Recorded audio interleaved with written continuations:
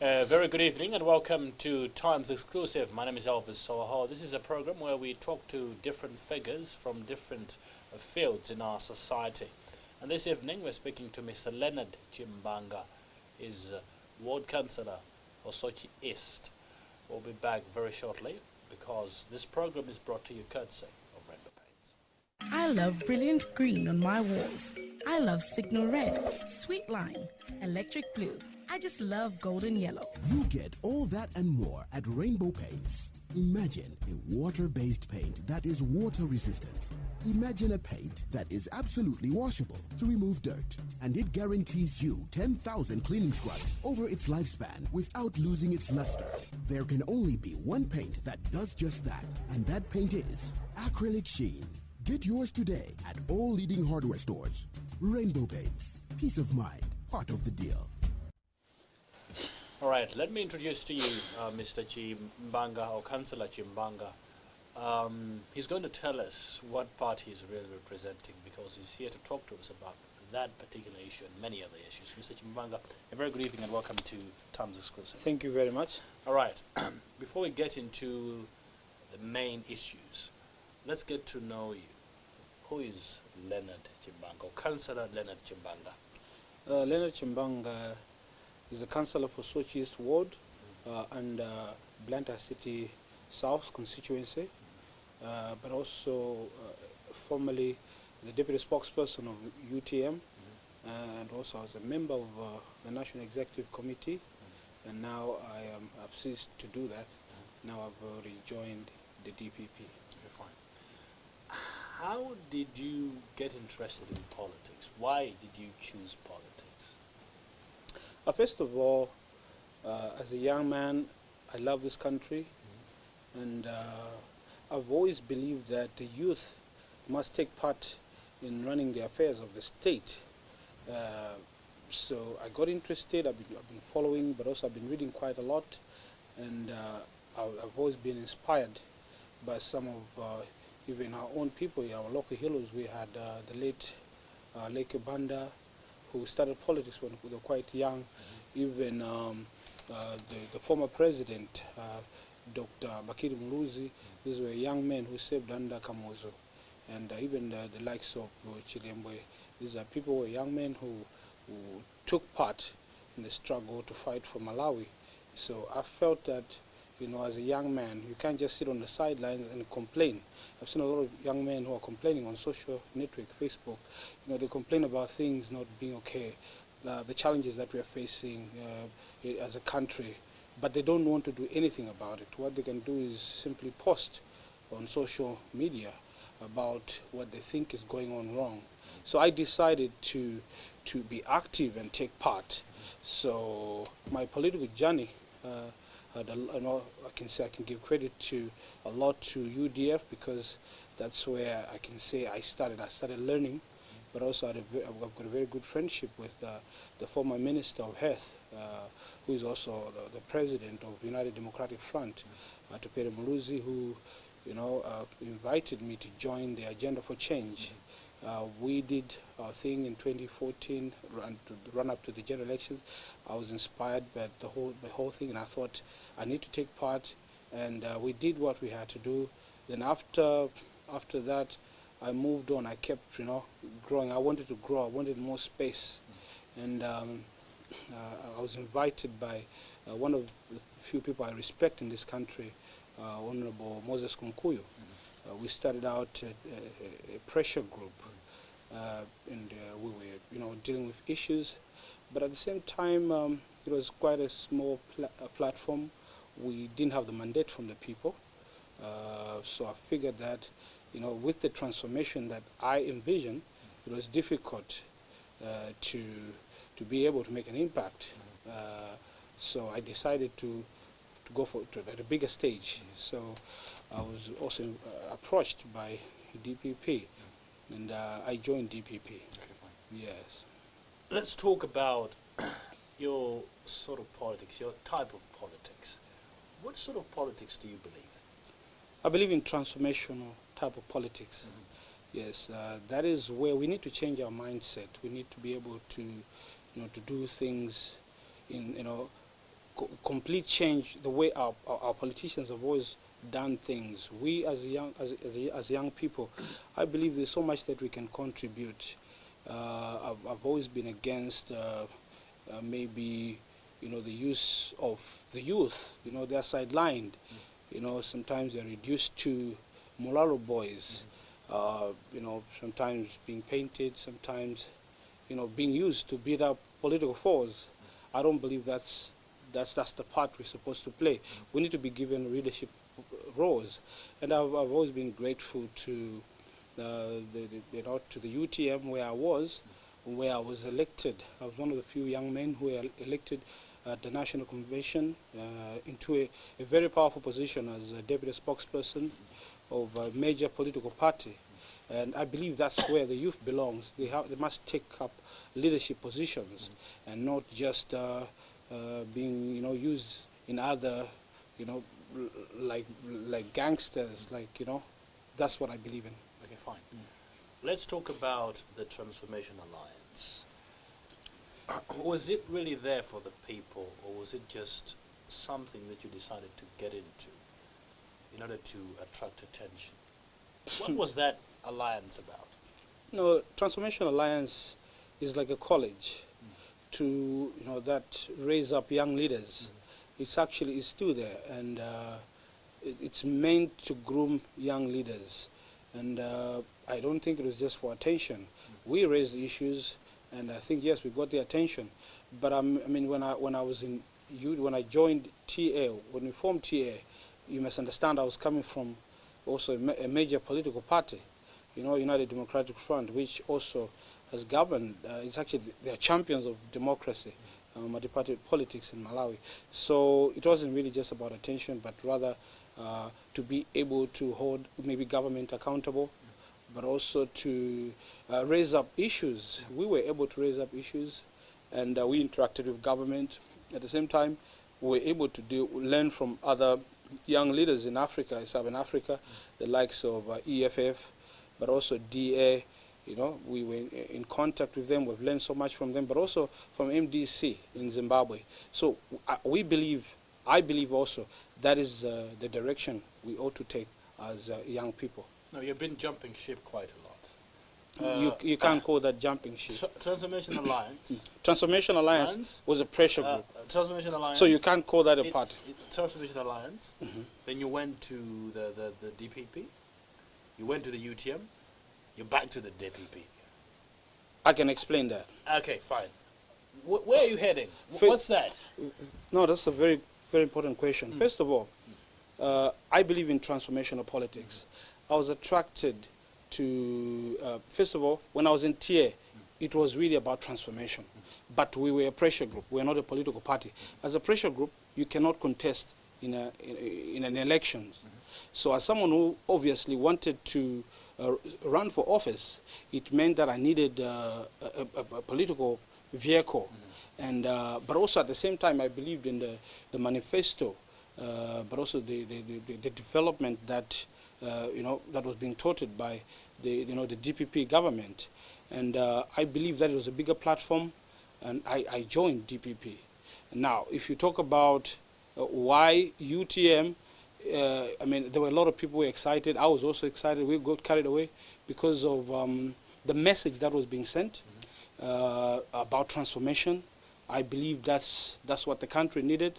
But it's no longer what it needs now because you're back to the DPP. No, I did not. I can't call it defecting. Like me defecting from UTM, but rather UTM defecting from me, because I still believe in transformational values. UTM, on the other hand, I am seeing a party that now has gone into a different path. What path? Distraction, violent demonstrations. Those are things that I don't subscribe to. Do you have evidence that it's UTM supporters? I was in the neck. I'm in the neck. I was in the neck. So I know that even our leader has supported the demonstration. He has also led the demonstration. Demonstration is a right, peaceful. There's nothing wrong with peaceful demonstrations, but these ones have never been peaceful. You said you can demonstrate peacefully. Yes, exactly. And UTM has denied that they're not the ones who are... It's who not are about exhibiting that, violence. it's about what you see. I think as someone who is civilized, someone who is informed, someone who is progressive, I don't have to believe what they say or what I read in some document, but what I can see with my eyes, what is happening. I cannot be party to, I cannot support an organization that is supporting destruction of a country, looting, and you know, I mean, there's a lot of things that have been going on. Malawians are losing properties, businesses are failing, now policemen are being killed, stripped. Those are not things that I believe in, and I think, you know, I'm sure, because there are a lot of people who are obviously not happy. They're maybe just not able to speak up. I'm someone who has always, I speak up. I've always spoken up when something is wrong, and I do not condone, you know, violent demonstrations and destruction of property like it has been the case. So I've come out openly. I've condemned, the violent demonstrations, but also the wholesale endorsement to the to the leaders of CSO who have been supporting these violent demonstrations. I said, look, you can't say you love your country if you want your country to be on its knees. But Mr. Timothy Mtambo of HRDC has come out in the open and said, we are not engaging in violent demonstrations. We do not support violent demonstrations. So where are you getting this information? I don't want to talk about... Yeah. No, because that's what you're saying. No, So all I'm saying is, I'm telling you, I'm speaking about why I do not support violent demonstrations. Now, I don't want to talk about names, but they can say whatever they want to say. But we people know what's going on. The people know who is behind. Which people? The Okay, people first in of the all, DPP. you know, CSOs have always conducted The people demonstrations. in the DPP are the ones, you're the ones who know what's going on. The No, people no. in the DPP. Okay, first of all, as a Malawian, there are Malawians out there. I've been in my ward. People have told me, why are you guys doing this? Why, you know, we're failing to do business. We can't trade because your friends, you and your friends are destroying property because we have given it a face.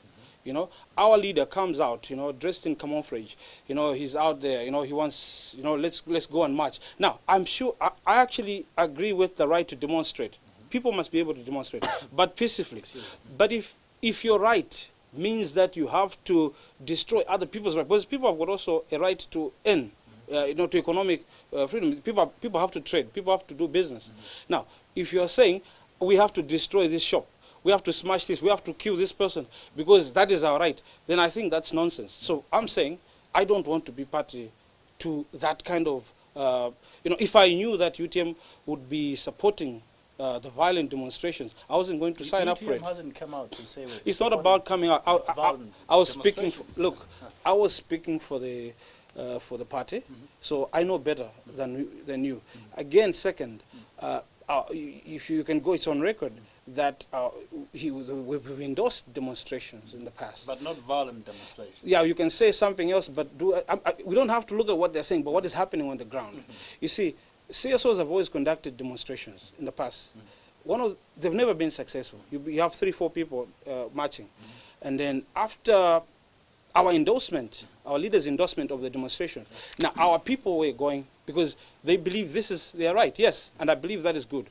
But if they can't control their people, they can't control the demonstrations, you know, because people are supposed to march together.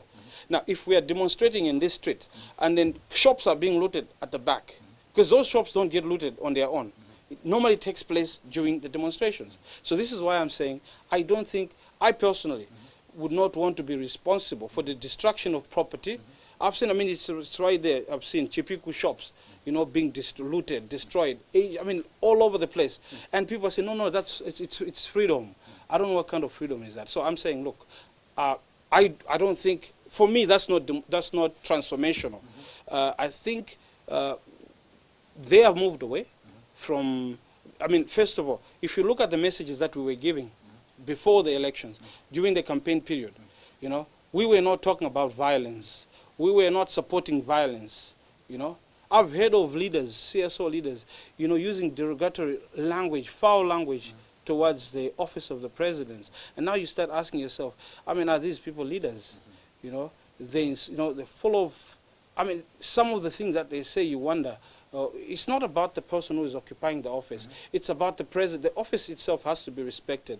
And even the Constitution protects us. So what I'm saying is, I feel that whatever I was seeking, whatever I was looking for, I don't think I found it there, because So you jumped ship. People. no, I've simply gone back home. People. No.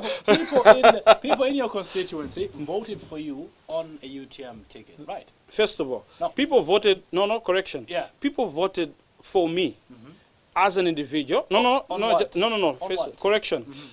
If people voted for me because I'm UTM, then UTM was going to have a lot of members of parliament and councillors. But we only, in the southern region, we only have one MP, okay? And we had 4 councillors. So you can't talk about, people were So voting, do- no. Do you think people in your ward are happy that you've gone to the DPP now? They told are me- people happy? They actually told me what they wanted. They said, look, I was promising them things. If I win, I want to make sure we fix these roads. Our roads are messed up. We don't have street poles. Everything is a mess. Where do you think I'll get that? I have to obviously get that development, and I know where to get it. So they told me, like, look, do you think the demonstrations will be able to bring development in this area? I don't think so. Join the DPP, then you have development. That was the idea. No, I'm not joining. I've just gone back. I was already in DPP. You see, I'm attracted to leadership that is calm, leadership that is obviously. You need to look at the situation on the ground. The state president, Professor Arthur Peter Mutharika, has been insulted, has been, vilified, and also he has remained calm. And I think for me, that is leadership. You must be able to accommodate dissenting views. And I can see that, he's more matured. He's actually more than tolerated. He's able to tolerate the insults. But, he has never, he has never been distracted. He's still on the right, he's still, he's developing the country. He's focused. And I think people are able now to see that this is leadership, this is mature leadership, unlike what is happening, on the other hand, where you have leaders who want to see the country on fire. Those are not things. I believe in dialogue. The former president, the first president, rather the founding president of the Republic of Malawi, Dr. Hastings Banda, has always encouraged dialogue as a means. So we must be able, as a people, to sit down and talk. We must be able to, even if we differ, in our politics, we must be able to sit down. What is the problem? How can we resolve this? Not resorting to let's destroy these shops. Let's do this. I don't think that is the kind of Malawi that we want. So, as someone who loves his country, someone who's patriotic, I believe the direction we ought to take is that of dialogue. And I do not subscribe to violent politics, violent demonstrations. So I figured that the best way for me, for my people, because they sent me, they have got expectations. They want roads. They want, they want their schools sorted. They want water, clean water, and all these things. And I believe I can only be able to get them from home. So I've gone back home. I've gone back to where I was originally. Is that kind of politics going to help Malawi move Malawi forward? Development? Whereby you're only going to get development if you join the party that's in power. First of all, I've got an agenda. I want to develop my ward. And I know how to get that done. So I will not be distracted with all these things. People can say whatever they want to say. But I know my people have asked me that we sent you to But is that kind of politics going to help anyone? Is it going to help Malawi? That's my No, question. we need, obviously the cake should be shared, equally. People must be able to access. But I've lived in this country long enough. I know our politics. If I'll give you an example. Today I am demonstrating. I'm on the street. I'm carrying a placard, and we are going to destroy a road. Let's say. Then tomorrow I should be in the council to ask for a road that I destroyed yesterday. Do you think my fellow councillors or the council members will approve? They say, Honorable Chimbanga, you were part and parcel, you were destroying a road yesterday, now you want us to give you a road today. are you serious? Okay, fine. So for me, it's purely to do with what is more important. That's the agenda. You are watching Times Exclusive with me, Elvis Howahowa. Today we're talking to Councillor Leonard Chimbanga of Blantyre Soche East Ward, and we're talking about his career as a politician. We'll be back very shortly after this break.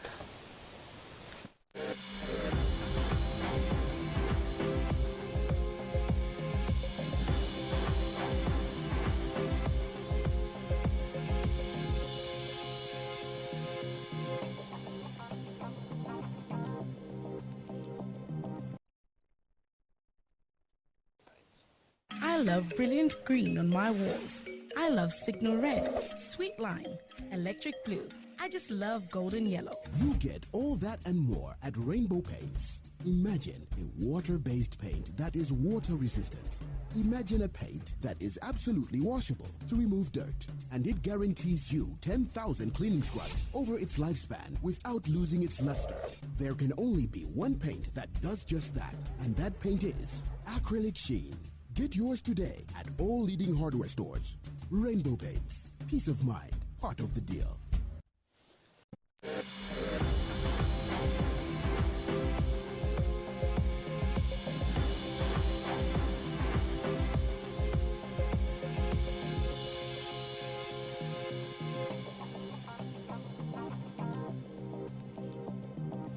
All right, so if you're just joining us, this is Times Exclusive right here on Times TV. My name is Elvis Howahowa, and today we're talking to Councillor Leonard Chimbanga of Blantyre Soche East constituency. He has just joined the DPP from the UTM, and we're trying to ask him questions to say, what's going on? That's one of the questions that we're asking this evening. Mr. Chimbanga, let's proceed with our discussion and talk about politics of the belly. Is this greed? Why are you going back to the... Is it about money? Are you looking for money? Personally, as an individual? First of all, joining DPP, I need to correct you. I'm going back. Okay. You're claiming you are going back. No. First of all, I mean, if a kid... Excuse me. If a child chooses to live with his father, who has remarried, and he's being ill-treated, and he decides to go back, there's nothing wrong with that. You're simply going back home. Now, what I'm saying is, it's not greed, because it's not like I'm going there for money. I was not given money. You know, I've heard of people talking about, oh no, you were given X amount of money to go back to DPP. It's not even worth commenting on, because it's nonsense. I did not receive money. I mean, if you look at even the timing, people have asked me, why now? Why not wait for the court case? I said, no. Regardless of the outcome of the elections, I am still stuck with DPP because of its values, because of the development agenda, and also stable leadership. We need mature leadership in this country. So I think that is the direction we ought to take. And so you can't be talking about politics of the belly as if you have evidence that I was probably paid to rejoin. No, it's about knowing that this is the right thing to do. Obviously, what I was looking for in UTM, I was attracted to a lot of things. I mean, we had our leadership eating chiwaya with people. I mean, when was the last time that he did that after the election? So there are things that we do during campaign. You know, we promise, we're showing people, something else. But I think I would rather believe what is happening now, the violence, the destruction of property. This is who we are, who they are rather, because that's what they are saying. That's what they are doing. So not what we are telling people. I think as a country, there are people who are struggling. People in hospitals, they need help. The people who need proper, young businessmen. I've met people who are doing small businesses. They say, look, we are failing to trade because of these demonstrations. We can't trade. Why are you guys doing this? And I said, no, it's not me. I said, no, it's you and your friends, you and your party. So even in my ward, people have actually pleaded with me to say, look, we don't want these demonstrations. We don't want destruction of property. Why are you guys doing this? I thought you said you were transformational. So, sometimes you're also ashamed, to say, you don't want to be part of that legacy. It's like, almost immature. A child who doesn't get, their favorite toy. So because they're not happy, then they start breaking things around the house. And I don't think that is the kind of transformational leadership that I am looking at. In other words, you're saying the DPP is transformational. President Peter Mutharika is transformational. I'm actually impressed at Professor Peter Mutharika, the way he has handled, the demonstrations, the insults, the provocations. I think that is mature leadership.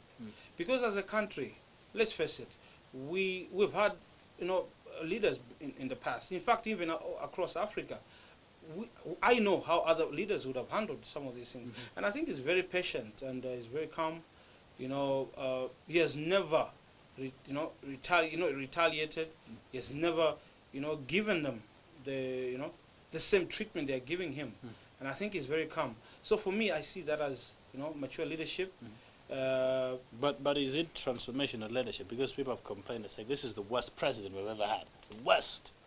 Who was the great? I mean, look, I don't know what you talk. I don't know. Comparatively, people are saying compared to he's who? the worst. To who? To the other president that Malawi has had. They say he's laid back. Critics say he's laid back. Critics say he does not want to act when it comes to corruption. There were stories a couple of years back about 7 cabinet ministers being embroiled in corruption. He wasn't doing anything about it. The Maze Gate. All sorts of stuff.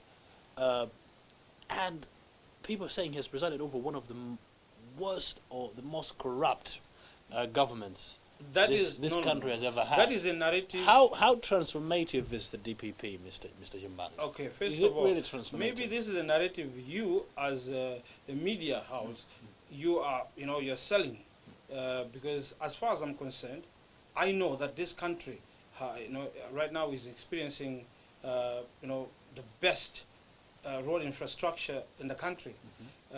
You don't want to talk about that. Your media house doesn't want to talk about it. You don't want to talk about the single inflation, the single-digit inflation. I'm just saying that there are things that you don't want to talk about. You don't want to talk about the roads. You don't want to talk about the technical colleges. You don't want to talk about the universities. All these things. The water, the project, the water. Project that we just you don't want to talk about interconnections, everything that this government is doing. You'd rather talk about things that maybe suit your agenda. I don't think that's as a country we must learn to talk about good things also. That because you must understand, you as media people, you've got the responsibility to also build. You have to inform people. As a country right now, we're going through the worst time. People are becoming so violent. You know what is happening? It's you, the media people. You are feeding these people with things. You want them to hate each other. You want them to hate their own country. But are these not things that are happening on the ground? Like what? I mean, first of all, I wouldn't want to talk about things you've talked about. I mean, okay, first of all, people complain about regionalism when it comes to the DPP administration. They complain about corruption. They complain about a police service that's failing to do its job. They complain about so many things. People always complain. People complain about Isn't things. that obvious to say? No, unless we're in heaven. I think there'll always be people who are going to talk ill of it's politics. First of all, you cannot get everything done. I don't speak on behalf of the president. So there are certain things that you've said here that I cannot be able to respond because I've not. But you believe in transformational leadership. So the DPP is transformational. That's I my believe question. in a transformation agenda. I love, at the moment what we have, I believe he's the best suited president. He has shown maturity. He's able to, tolerate, other dissenting views. We have seen other leaders who are on the street destroying property. He's able to look at them. He could have locked them. You must understand. You don't want to talk about that part. That he can arrest these people who are destroying property. You don't want to talk about that. They're insulting him. Yet the Constitution protects actually. You don't want to talk about that. Legal minds have said those are very archaic laws and they shouldn't be there. That we should respect the office of the president. Even in the U.S., you can't insult the president. It's against the law. So you can't say no. This is what I'm saying. To say, look, you as media people, you have a duty. You must also talk about what is important, what is good. How do we develop this country? How do we unite our people? But if you're going to all your front pages, if you look at them, they are all negative. So you... all I'm saying is, there are a lot of things that you can talk about. Talk about things that also are good. I mean, if the government is doing well, if the government is doing well, you must also commend. When was the last time? Those issues have been covered. Those issues have been covered. I don't see that. But the question your is... front pages, they are all negative. The question is the DPP, or does the DPP have a transformative agenda? Yes, I'm seeing a lot of roads. Can you give an example? Oh, a lot. I think if we had to go through a list, it's too much. But I'll give you a cite. The road network, I'm impressed. I want to see that. I want to see more technical colleges. I want to see roads in my ward. You know, those are things I like. The MADEF project, people must be given loans, you know, so that they're able to start businesses, you know, lower interest rates. Those are things that I believe will be able to help a lot of people. And at the same time, you know, I'm seeing the way he has handled, obviously, the recent violent demonstration, the post-elections. I like that kind of leadership. I think he's calm, he's collected, he's not distracted as his, you know, detractors would want him to be. So for me, I think, you know, he ought to finish his term, and I'm very happy that I'm back home. I've been welcomed, and I believe I will add value to the DPP. Let's talk about the DPP still, and the youth, young people. Yes. What are the policies? Because the concern out there is that there are no jobs for young people. Hardly do you hear the government coming out and say we have created so many jobs for young people. And you have young people who are painted in blue and white, dancing before the president, welcoming the president, causing all sorts of violence as well. How do you look at those things? First of all, you've talked about young people and employment, and rather unemployment. It is very high in Malawi. Do you agree with that? In all the countries, even in the US, there's been unemployment. And this is why I like the idea of these colleges, vocation colleges, because that's how you empower people. I mean, when we say job, you can't expect government to be employing everyone. It's not going to happen. But it can create an environment where people can find That's why jobs. you train them. That's why you have this vocation training. This is why the president at the moment has embarked on, he wants to make sure that there are these vocational training. People are learning jobs. You know, they're able to, you know, to do the plan. They're doing plumbing. They're doing all sorts of things, and that's what the country needs, so that we are able to create employment on our own, not just expecting that all of us will be employed elsewhere. That is also the job of the private sector.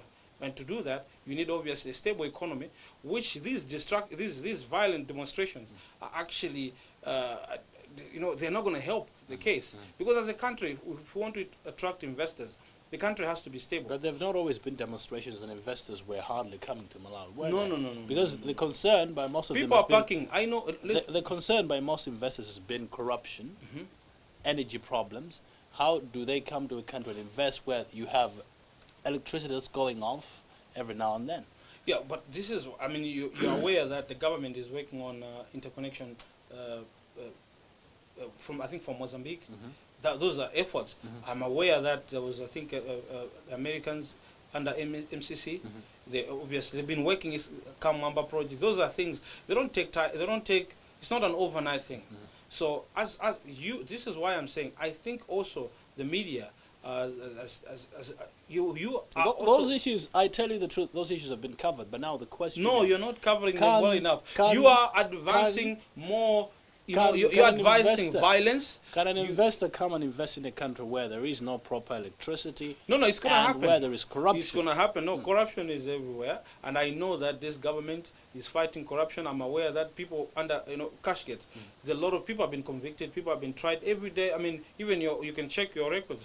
You see that there have been people have been arrested. And that is progress. I mean, you don't expect people to be arrested without proper court, the due process of the law. People must be tried. They must be heard. They must defend themselves. But I've seen that people are being what? I'm not saying everything is perfect. It's not. No. We are not yet there. But we have, as both the opposition and government, they must work together. Even the media must also help Do you like the way? Let's talk about DPP cadets. Do you like the way they go around terrorizing people? Okay, I'll give you an example. You are able to single out the cadets that they are being violent, but you don't want to talk about the violence perpetrated by the opposition, destroying, killing police officers, stoning people to death, undressing police officers, looting, all these things. That is perfect according to you, or according to Times. That's according to you. That's okay. That is wrong. I think you're being selective. You see, violence of all forms is wrong.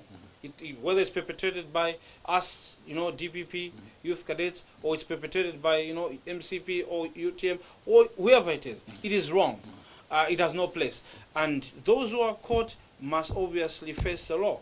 And I think our police have been trying, but obviously they've sometimes been overpowered because there are politicians who are behind the violence. They are sponsoring the violence. Do you have evidence? Look, you as a reporter, you should be able to find out. No, you're the one who's... I know... You're claiming that some politicians are sponsoring violence, so the question is, can you prove they are sponsoring violence? I'll give you an example.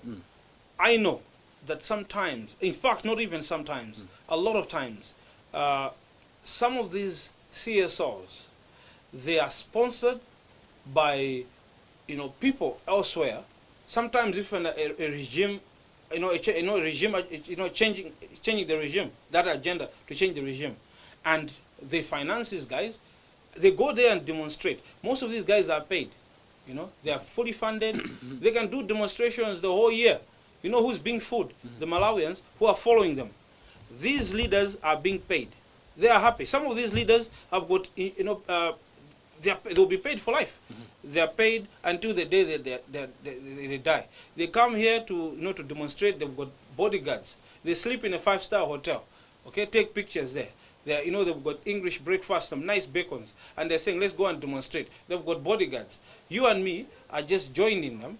We're failing to go and do our trade, play our trade. We can't go to, wherever it is that we do our trade.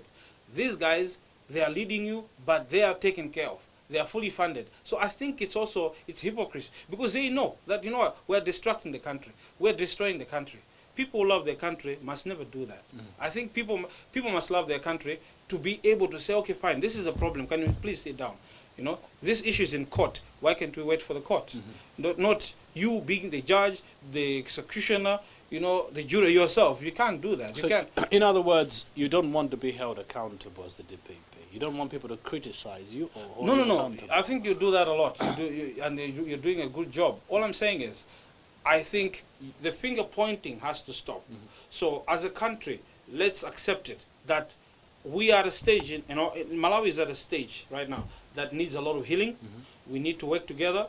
It's no longer about this one, that one is the one who's causing it. I think as long as if we start looking at colors, because what I'm seeing a lot is you're doing a lot of, DPP this, DPP that. You see, DPP is just a name, but these are human beings. There are people who are in DPP, married to people who are probably from Lilongwe or MCP, or, there are people who we even live together. We are just Malawians. If we start thinking that we are Malawians first, then we'll be able to solve the problem. But if we say, no, this one is DPP, or this one is from this region, this one is from that tribe, then we're not going to solve the problem. It becomes a problem. I would want you to borrow a leaf from Rwanda. Rwanda is progressing. One of the key issues is the media. The media doesn't do what not the president. No, that is to do with leadership. Not the leadership. Not the leadership is the same. I think it's the president. I'll tell you what. If Kagame faced the kind of hostile media that Professor Alpha Peter Mutharika is getting, you wouldn't progress. And sometimes people have even complained that maybe it's very hard, because he doesn't tolerate sometimes, the way you guys, the way sometimes the media can cover. I think you must also talk about some things that are good. If the president is doing well, talk about it. The media talks about positive things about the president. No. You would rather talk, amplify what you think. Oh, people must hate this government. You are putting the country on fire. You're actually destroying your own country. And if Malawi fails, if you wish the pilot, the captain, to fail, then you must know that you two are in that plane. We are all going to collapse. So we must wish President Arthur Peter Mutharika well, so that he's able to lead the country, because we are all in it. If people somehow think, no, if Professor Arthur Peter Mutharika, if he fails, then it's only him or the DPP, then we're making a mistake. As a country, we are all failing. That's what is going to happen. All right. So, in your opinion, you believe President Peter Mutharika is doing a good job? I love what he is doing at the moment. I love the way he's handling the opposition. He's been patient. I want him to maintain that. You know, he's very calm, even when provoked. I would want him to maintain that also. At the same time, recently, he actually extended an olive branch that he would want us to, you know, for the sake of the country. He wanted to be able to, you know, to work with the opposition. Let's sit down on the table. Although I've heard some of the opposition figures, you know, rejecting that same, you know, refusing to sit down with him, and it's sad. Yet some of them were saying, no, it's leadership. He has, you know, he must be the one. Because in their view, they feel that you stole the election. That's the big thing. But that issue is in court. I mean, I can't talk about the elections because I'm aware that the issue is in court. But at the same time, we've heard, I've followed the proceedings via radio since you've asked. We've seen how the case is going. Our lead, the UTM leader was cross-examined. You know, we saw what he was saying. I mean, you know, the case is failing before our very eyes. You know, so I think, I don't even, without talking much, I'm saying, as a country, I think we need to unite. The outcome of the election, whatever the court decides, you know, we'll know. You know, as a country, even the results of the court must not divide us as a people, because there'll always be one winner, and one, you know, there'll always be losers. So we can't. I've never heard of an election that was actually accepted in the country. So it's always, every election has always been rigged. Every election has always been rigged. So I don't know, you know, what the courts would decide. But I hope, I really hope that as a country, no, our leaders must also prepare, you know, their followers, you know, for the outcome of the case, because you can't be too, you know, optimistic to say, oh no, this is going to happen, because at the end of the day, whether the court rules otherwise, we're still Malawians, we're still one people.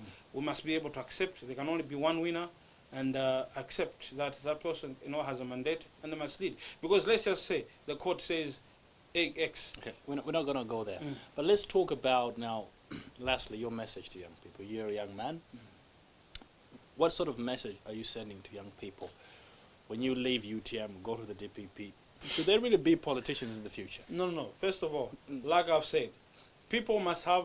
Lastly. No. Should they emulate your example? Are you a good example? They must be able to follow. I'll tell you. Young people, one, they must participate in politics. They must not just complain. And when they want to join a political party of their choice, they must do a background check. Even ask questions. What do you believe in? And they must be able to jump ship as well when they want to. If they don't believe in whatever is being, you know, if they're being lied to, you know, if they're being lied to, that, okay, this is what we stand for, we are transformation, but what we are showing on the ground is destruction, then obviously you must be able to stand up and say, no, I don't subscribe to this. All right, Mr. Chimbanga, thank you very much. Thank you. All right, that's how we've concluded our conversation this evening with Mr. Leonard Chimbanga. He's the Ward Councillor for Soche East Ward, and he was talking about his journey as a politician. My name is Elvis Howahowa. Take care.